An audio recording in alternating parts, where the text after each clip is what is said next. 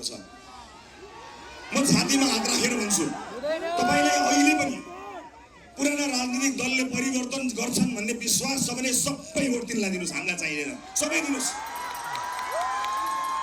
होइन भने 5 वर्षलाई हामीले मौका मागेका हौं।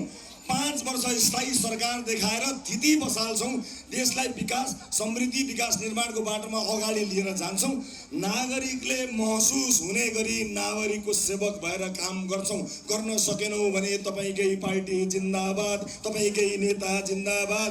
तपाईको पार्टीको झण्डा मैलो भएको छ भने अर्को सिलाएर हामी दिउँला, तपाईको नेताको फोटो सिरानीमा हामी पनि राखौँला। 5 वर्षपछिलाई अहिलेलाई अर्को कुनै पार्टी र अर्को कुनै चुनाव चिन्हले एक सिट जित्नु हुँदैन। सबैतिर रासोपा, यता पनि रासोपा, उता पनि रासोपा। यो उहाँहरूप्रतिको अवमूल्यन होइन, मैले उहाँहरूलाई कटाक्ष गरेको होइन, उहाँहरूलाई सम्मान गरेको।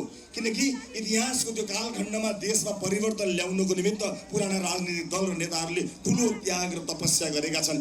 त्यही त्याग स्वरूप उहाँहरूलाई सम्मानित प्रतिपक्ष, सडकको प्रतिपक्ष अहिले बनाउनु पर्नेछ।